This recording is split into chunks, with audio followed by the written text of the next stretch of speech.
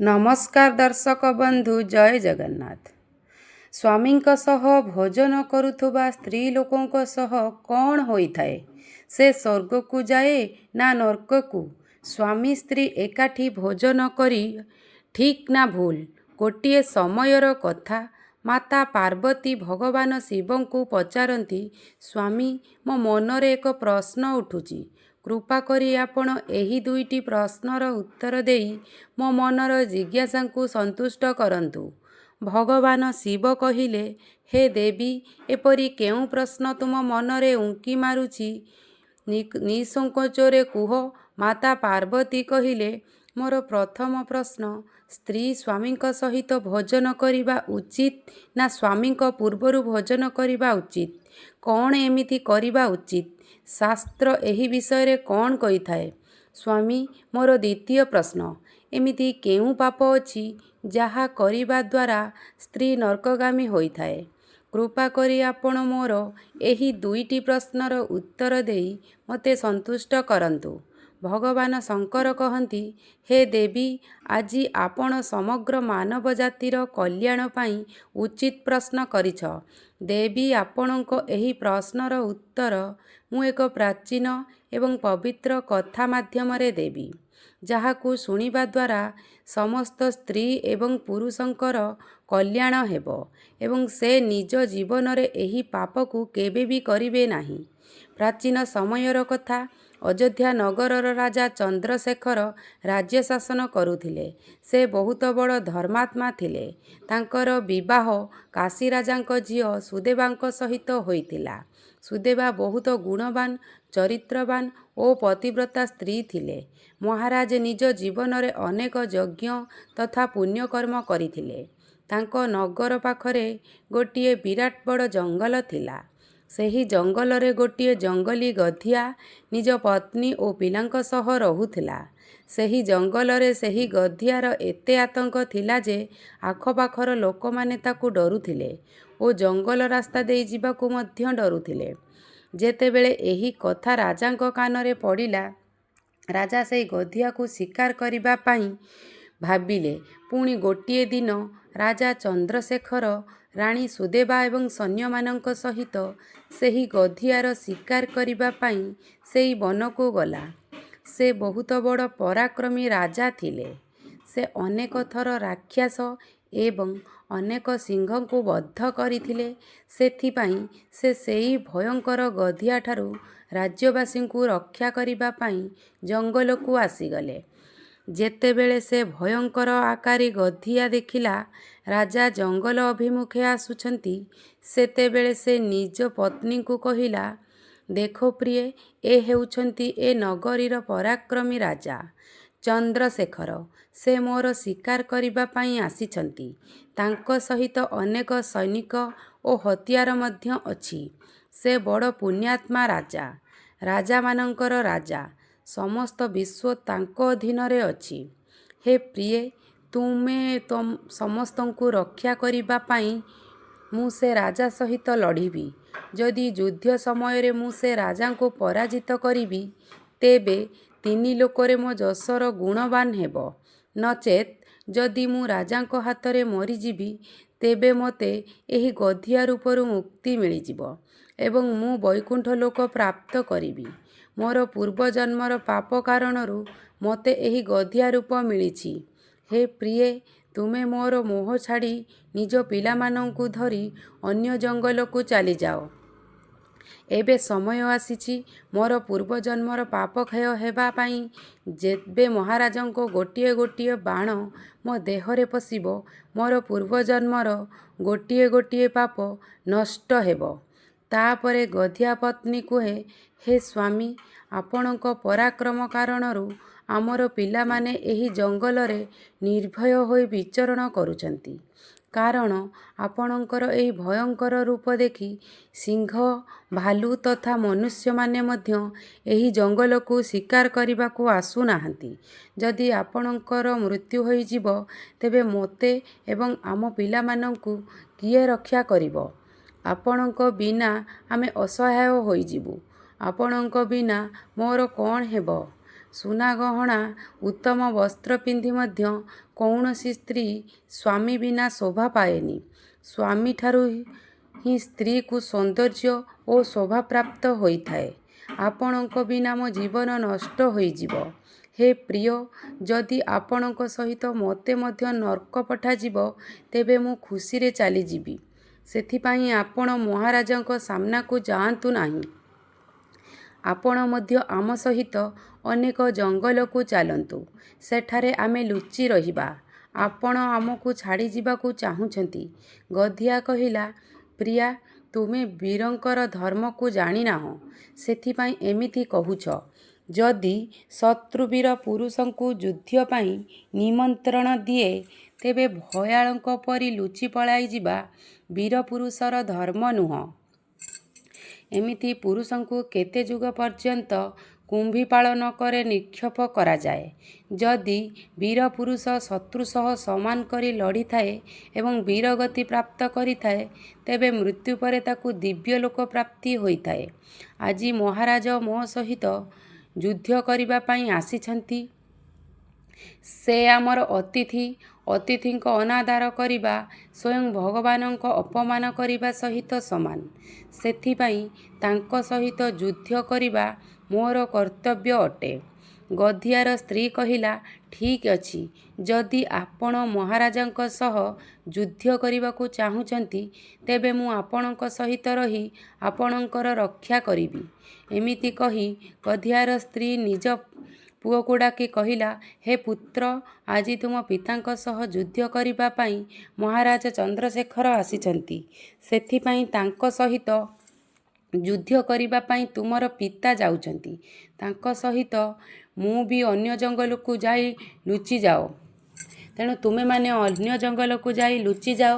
ମହାରାଜ ଚନ୍ଦ୍ରଶେଖର ବଡ଼ ଶୂରବୀର ଅଟନ୍ତି। ସେ ଯୁଦ୍ଧରେ ଆମର ସଂହାର କରିପାରନ୍ତି। ସେଥିପାଇଁ ତୁମେମାନେ ଏଠାରୁ ଯାଇ ନିଜର ପ୍ରାଣ ବଞ୍ଚାଅ। ପୁଣି ସେହି ଗଧିଆର ଛୋଟ ଛୋଟ ପୁଅ କହିଲେ, ମାତା, ଯେଉଁ ପୁଅ ନିଜ ବାପା ମାଆଙ୍କୁ ସଙ୍କଟ ଅବସ୍ଥାରେ ଛାଡ଼ି ଚାଲିଯାଏ ସେ ପାପୀ ହୋଇଥାଏ। ତାକୁ ଗୌରବ ନର୍କରେ ନିକ୍ଷେପ କରାଯାଏ। ତେଣୁ ମାତା, ଆମେ ଆପଣଙ୍କୁ ଛାଡ଼ିଯିବୁ ନାହିଁ। ପୁଣି ସେ ଗଧିଆର ସ୍ତ୍ରୀ ଓ ତା ପିଲାମାନେ ଯୁଦ୍ଧ ପାଇଁ ପ୍ରସ୍ତୁତ ହୋଇ ବାହାରି ପଡ଼ିଲେ। ସବୁ ଛୋଟ ମୋଟ ପିଲାମାନେ ନିଜ ପିତାମାତାଙ୍କୁ ଚାରିପଟୁ ରକ୍ଷା କଲେ। ସେଠାରେ ମହାରାଜ ଚନ୍ଦ୍ରଶେଖର ଯୁଦ୍ଧ ପାଇଁ ସେହି ସ୍ଥାନରେ ଆସି ପହଞ୍ଚିଗଲେ। ସମସ୍ତ ଶୂରବୀର ଗଧିଆକୁ ତରବାରିରେ ଆକ୍ରମଣ କଲେ। ପୁଣି ସୈନିକ ଓ ଗଧିଆ ମଧ୍ୟରେ ଭୀଷଣ ଯୁଦ୍ଧ ହେଲା ଏବଂ ଉଭୟ ପରସ୍ପରକୁ ପ୍ରହାର କରୁଥିଲେ। ଯୁଦ୍ଧରେ ଅନେକ ଗଧିଆ ମରିଗଲେ ଓ ଅନେକ ସିପାହୀ ମୃତ୍ୟୁବରଣ କଲେ ଓ କେତେକ ଆହତ ହୋଇଥିଲେ। ଏବେ କେବଳ ଗଧିଆର ପତ୍ନୀ ଓ ତାଙ୍କର 2-3ଟି ପିଲା ଜୀବିତ ଥିଲେ। ନିଜର ଅନେକ ପିଲାଙ୍କର ମୃତ୍ୟୁ ଦେଖି ଗଧିଆର ସ୍ତ୍ରୀ ଡରିଯାଇ ନିଜ ସ୍ୱାମୀଙ୍କୁ କହିଲା, ହେ ପ୍ରିୟ, ଆପଣ ମୋତେ ଓ ଆମ ପିଲାଙ୍କୁ ଧରି ଏହି ସ୍ଥାନରୁ ଚାଲନ୍ତୁ, ନଚେତ୍ ଆମର ବଂଶ ନଷ୍ଟ ହୋଇଯିବ। ଆମେ ସମସ୍ତେ ନିଜ ନିଜର ପ୍ରାଣ ବଞ୍ଚାଇ ଏଠାରୁ ଚାଲିଯିବା। ଗଧିଆ କହିଲା, ପ୍ରିୟା, 2ଟି ସିଂହଙ୍କ ମଧ୍ୟରେ ଗୋଟିଏ ଗଧିଆ ପାଣି ପିଇପାରିବ, କିନ୍ତୁ 2 ଗଧିଆଙ୍କ ମଧ୍ୟରେ ଗୋଟିଏ ସିଂହ ପାଣି ପିଇପାରିବ ନାହିଁ। ଗଧିଆ ଜାତିରେ ଏତେ ବଳ ରହିଥାଏ ଯେ ସେ ସମସ୍ତ ଜୀବଜନ୍ତୁ ଆମକୁ ଦେଖି ଭୟଭୀତ ହୁଅନ୍ତି। ଯଦି ଏହି ସମୟରେ ମୁଁ ମୃତ୍ୟୁ ଭୟରେ ପଳାୟନ କରିବି ତେବେ ଗଧିଆ ଜାତିର ପ୍ରସିଦ୍ଧି ନଷ୍ଟ ହୋଇଯିବ। ସେଥିପାଇଁ ହେ ପ୍ରିୟା, ତୁମେ ଆମର ପିଲାମାନଙ୍କୁ ନେଇ ଏଠାରୁ ଚାଲିଯାଅ ଏବଂ ସୁଖପୂର୍ବକ ଜୀବନ ବ୍ୟତୀତ କର। ଏହା ପୁଣି ଗଧିଆର ସ୍ତ୍ରୀ କହିଲା, ହେ ପ୍ରିୟ, ମୁଁ ଆପଣଙ୍କୁ ବହୁତ ପ୍ରେମ କରେ। ଆପଣ ମୋର ରକ୍ଷା କରିବ ଓ ମୋ ମନକୁ ଜିତିଗଲ। ତେଣୁ ଆପଣଙ୍କଠାରୁ ମୁଁ କେବେ ବି ସମାପ୍ତ ହେବ ନାହିଁ। ମୁଁ ଏବଂ ଆମ ପିଲାମାନେ ଆପଣଙ୍କ ସହିତ ପ୍ରାଣତ୍ୟାଗ କରିବୁ। ପୁଣି ଗଧିଆ ଏବଂ ଗଧିଆର ପତ୍ନୀ ମହାରାଜାଙ୍କ ସହ ଯୁଦ୍ଧ କରିବା ପାଇଁ ବାହାରି ପଡ଼ିଲେ ଏବଂ ଗଧିଆ ଭୟଙ୍କର ଗର୍ଜନ କରି ମହାରାଜଙ୍କୁ ଯୁଦ୍ଧ ପାଇଁ ଡାକରା ଦେଲା। ସେ ଗଧିଆ ବଡ଼ ବଡ଼ ଯୋଦ୍ଧାଙ୍କୁ ତାଡ଼ି ଫୋପାଡ଼ି ଦେଉଥାଏ। ନିଜ ସୈନିକଙ୍କୁ ମରିଥିବା ଅବସ୍ଥାରେ ଦେଖି ମହାରାଜ କ୍ରୋଧିତ ହୋଇଗଲେ ଏବଂ ନିଜର ଧନୁଶର ଉଠାଇ ଗଧିଆ ଉପରକୁ ବାଣ ପ୍ରୟୋଗ କଲେ ଏବଂ ବାଣ ସିଧା ଯାଇ ଗଧିଆ ଶରୀରରେ ପଶିଗଲା ଏବଂ ସେ ଗଧିଆ ତଳେ ପଡ଼ିଗଲା। ପୁଣି ମହାରାଜ ସେ ଗଧିଆ ଉପରେ ପ୍ରହାର କରି ଗଧିଆକୁ ମାରିଦେଲେ ଓ ଗଧିଆର ପିଲାମାନଙ୍କୁ ମଧ୍ୟ ମାରିଦେଲେ। ଏହା ଦେଖି ଗଧିଆର ପତ୍ନୀ କ୍ରୋଧିତ ହୋଇ ସୈନିକମାନଙ୍କୁ ପ୍ରହାର କରୁଥାଏ। ଦୂରରୁ ଥାଇ ମହାରାଣୀ ସୁଦେବା ଏସବୁ ଦୃଶ୍ୟ ଦେଖୁଥାନ୍ତି। ସେ ଭାବୁଥାନ୍ତି ମହାରାଜ ଗଧିଆର ପତ୍ନୀକୁ କାହିଁକି ମାରୁନାହାନ୍ତି।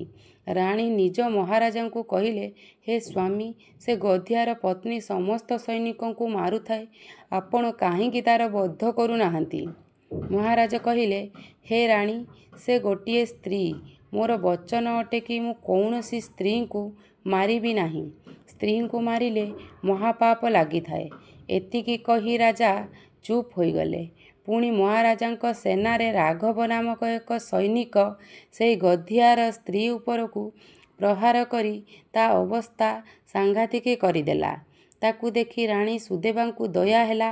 ରାଣୀ ଥଣ୍ଡା ପାଣି ନେଇ ତା ମୁହଁରେ ପକାଇଲେ ଏବଂ ପୂରା ଶରୀରରେ ପାଣି ଢାଳିଲେ, ଯାହାଦ୍ୱାରା ଗଧିଆ ପତ୍ନୀର ଚେତା ଫେରିଆସିଲା ଓ ସେ ରାଣୀକୁ ମଣିଷ ସ୍ୱରରେ କହିଲା, ରାଣୀ, ମୁଁ ତୁମ ଉପରେ ଅତ୍ୟନ୍ତ ପ୍ରସନ୍ନ, ତୁମର କଲ୍ୟାଣ ହେଉ। ରାଣୀ ତା'ର ବଚନ ଶୁଣି ଆଶ୍ଚର୍ଯ୍ୟ ହୋଇଗଲେ ଏବଂ ମନେ ମନେ ଭାବିଲେ, ଆଜି ତ ମୁଁ ଗୋଟିଏ ବିଚିତ୍ର କଥା ଦେଖିଲି। ଗଧିଆର ପତ୍ନୀ ମନୁଷ୍ୟ ସ୍ୱରରେ ମଧୁର ଏବଂ ସ୍ପଷ୍ଟ କଥା କହୁଛି। ତାପରେ ରାଣୀ କହିଲେ, ହେ ଭଦ୍ରେ, ତୁମେ କିଏ? ପଶୁ ହୋଇ ମନୁଷ୍ୟ ସ୍ୱରରେ କଥା କହୁଛ? ତୁମେ ମୋତେ ତୁମର ପୂର୍ବଜନ୍ମର ବୃତ୍ତାନ୍ତ ଶୁଣାଅ। କେଉଁ କାରଣରୁ ତୁମେ ଗଧିଆର ସ୍ତ୍ରୀ ହୋଇଛ? ତାପରେ ସେ କହିଲା, ହେ ରାଣୀ, ମୋ ସ୍ୱାମୀ ପୂର୍ବଜନ୍ମରେ ବ୍ରାହ୍ମଣଙ୍କୁ ଅପମାନ ଦେଇଥିଲେ, ତେଣୁ ସେ ଗଧିଆ ହୋଇ ଜନ୍ମ ନେଲେ। ହେ ରାଣୀ, ମୁଁ ତୁମକୁ ମୋ ପୂର୍ବଜନ୍ମର କାହାଣୀ ଶୁଣାଉଛି। ମଧ୍ୟାଦେଶରେ କାଶୀ ନାମକ ଏକ ନଗର ଥିଲା। ସେଠାରେ ଦେବଦତ୍ତ ନାମକ ଏକ ବ୍ରାହ୍ମଣ ରହୁଥିଲା। ମୁଁ ସେହି ଦେବଦତ୍ତ ରାଣୀ ବ୍ରାହ୍ମଣଙ୍କର ଝିଅ ଥିଲି। ମୋ ନାମ କଳାବତୀ ଥିଲା। ସେହି ନଗରରେ ମୋ ଠାରୁ ସୁନ୍ଦର ସ୍ତ୍ରୀ ଆଉ କେହି ବି ନଥିଲେ। ମୁଁ ନିଜର ସୌନ୍ଦର୍ଯ୍ୟ ଓ ରୂପକୁ ନେଇ ଗର୍ବ କରି ଉନ୍ମୁକ୍ତ ହେଉଥିଲି। ମୋର ଯବାନ ରୂପକୁ ଦେଖି ମୋ ମା ଭୟଭୀତ ହୋଇଯାଉଥିଲେ। ମୋର ଯବାନ ରୂପକୁ ଦେଖି ମୋ ମା ମୋ ପିତାଙ୍କୁ କହିଲେ, କନ୍ୟା ଏବେ ଯବାନ ହୋଇଗଲାଣି, ତା'ର ବିବାହ ଯଥାଶୀଘ୍ର ହୋଇଯିବା ଉଚିତ। ତାପରେ ମୋ ବାପା ମୋ ମାଆଙ୍କୁ କହିଲେ, ମୋ କନ୍ୟାର ବିବାହ ମୁଁ ଏମିତି ପୁରୁଷ ସହ କରିବି ଯିଏ ମୋ ଘରେ ନିବାସ କରିବ। କଳାବତୀ ମୋର ପ୍ରିୟ ଅଟେ। ମୁଁ ତାକୁ ମୋ ଆଖିରୁ ଦୂରେଇ ଦେବାକୁ ଦେବି ନାହିଁ। ପୁଣି ଗଙ୍ଗାଧର ନାମକ ଏକ ଯବାନ ବ୍ରାହ୍ମଣ ଆମ ଘରକୁ ଆସିଲେ।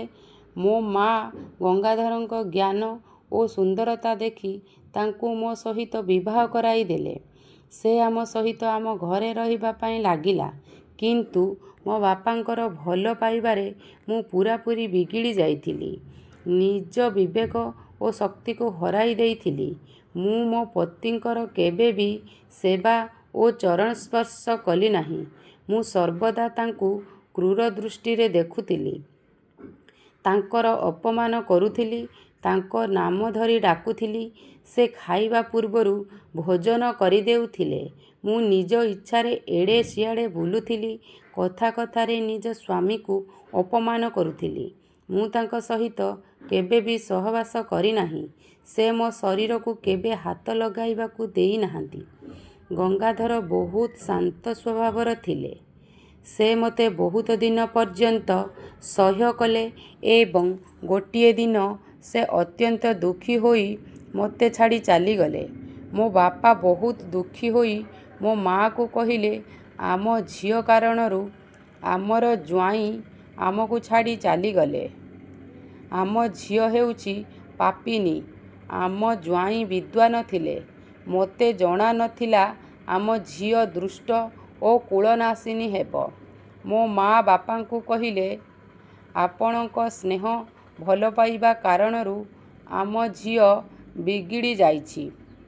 ତାକୁ ଠିକ୍ ରାସ୍ତାକୁ ଆଣିବା ପାଇଁ ଆପଣଙ୍କୁ କିଛି କରିବା ପାଇଁ ପଡ଼ିବ। ପିତାଙ୍କ ଘରେ ରହିଥିବା କନ୍ୟା ଦ୍ୱାରଚାରୀ ହୋଇଥାଏ, ତେଣୁ ଝିଅକୁ କେବେ ପିତାଙ୍କ ଘରେ ରଖିବା ଉଚିତ ନୁହଁ।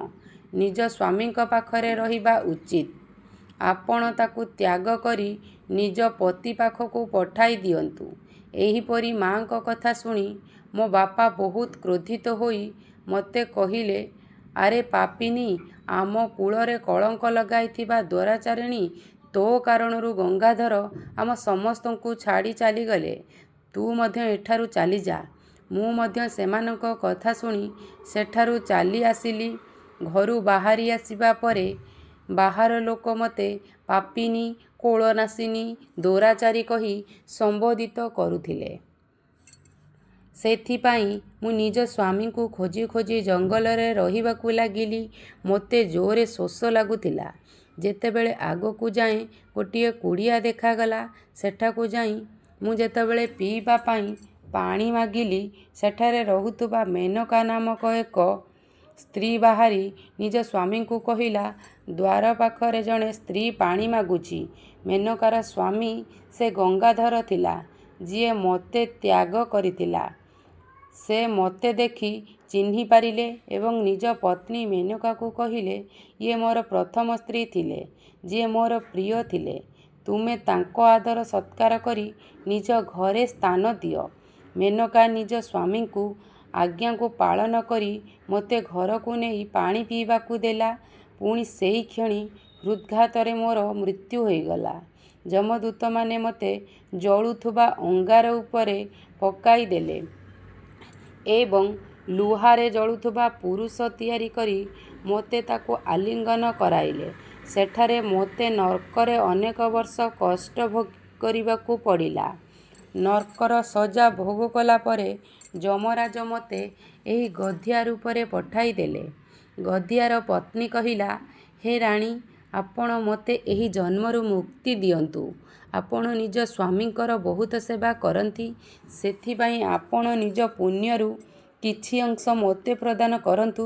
ପୁଣି ରାଣୀ ମହାରାଜାଙ୍କୁ କହିଲେ, ହେ ସ୍ୱାମୀ, ମୁଁ କ'ଣ କରିବି? ଆପଣ ଯାହା ଆଜ୍ଞା ଦେବେ ମୁଁ ତାହା କରିବି।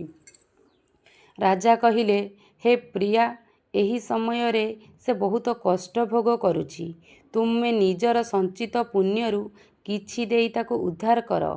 ସେତେବେଳକୁ ରାଣୀଙ୍କର ପୁଣ୍ୟ ବହୁତ ଥିଲା, କାରଣ ରାଣୀ କେବଳ ନିଜ ସ୍ୱାମୀଙ୍କର ସେବା କରୁନଥିଲେ, ସେ ନିଜ ସ୍ୱାମୀ ଭୋଜନ କରିବା ପରେ ଭୋଜନ କରୁଥିଲେ। କେବେ ବି ସ୍ୱାମୀଙ୍କ ପୂର୍ବରୁ ଭୋଜନ କରୁନଥିଲେ। ସ୍ୱାମୀଙ୍କ ସହିତ ଭୋଜନ କରୁନଥିଲେ। ସେ ସ୍ୱାମୀଙ୍କ ସହ ଭୋଜନ କଲେ ସ୍ୱାମୀ ଓ ସ୍ତ୍ରୀ ମଧ୍ୟରେ ପ୍ରେମ ସମ୍ପର୍କ ନିବିଡ଼ ହୁଏ। କିନ୍ତୁ ସ୍ୱାମୀଙ୍କ ପରେ ସ୍ତ୍ରୀ ଭୋଜନ କରିବା ଉଚିତ। ତାପରେ ରାଣୀ ତାଙ୍କର 2 ବର୍ଷର ପୁଣ୍ୟ ଗଧିଆ ପତ୍ନୀକୁ ପ୍ରଦାନ କଲେ। ପ୍ରଦାନ କରିବା ମାତ୍ରେ ଗଧିଆର ପତ୍ନୀ ମୃତ୍ୟୁବରଣ କଲା। ତା ଶରୀରରୁ ଗୋଟିଏ ଦିବ୍ୟ ସ୍ତ୍ରୀ ପ୍ରକଟ ହୋଇ ରାଜା ଓ ରାଣୀଙ୍କୁ ପ୍ରଣାମ କରି ବୈକୁଣ୍ଠ ଲୋକ ଚାଲିଗଲେ। ଏହି ପ୍ରକାର ଭଗବାନ ଶଙ୍କର ମାତା ପାର୍ବତୀଙ୍କର 2ଟି ପ୍ରଶ୍ନର ଉତ୍ତର ଦେଇ ମାତାଙ୍କୁ ସନ୍ତୁଷ୍ଟ କରିଲେ। ଏହିଠାରେ ଭିଡ଼ିଓଟିକୁ ଶେଷ କରୁଛି। ଦର୍ଶକ ବନ୍ଧୁ, ଭିଡ଼ିଓଟିକୁ ଶେଷ ପର୍ଯ୍ୟନ୍ତ ଦେଖିଥିବାରୁ ମୁଁ ଆପଣଙ୍କୁ ହୃଦୟରୁ ଧନ୍ୟବାଦ ଜଣାଉଛି। ଆପଣମାନେ ଯଦି ମୋ ଭିଡ଼ିଓରୁ କିଛି ଶିକ୍ଷଣୀୟ କଥା ଶିଖିପାରିଥିବେ, ତେବେ ଦୟାକରି ଭିଡ଼ିଓଟିକୁ ଗୋଟେ ଛୋଟିଆ ଲାଇକ୍ କରି ଆମ ଚ୍ୟାନେଲ ସୋନା ରିତୁ ଲାଇଫଷ୍ଟାଇଲକୁ ସବସ୍କ୍ରାଇବ୍ କରନ୍ତୁ ଏବଂ ତା ସହ କମେଣ୍ଟରେ ଜୟ ଶିବ ପାର୍ବତୀ ବୋଲି ଅବଶ୍ୟ ଲେଖନ୍ତୁ। ଦର୍ଶକ ବନ୍ଧୁ, ଆପଣମାନଙ୍କର ସପୋର୍ଟ ଓ ସହଯୋଗ ମୋତେ ନିହାତି ଆବଶ୍ୟକ।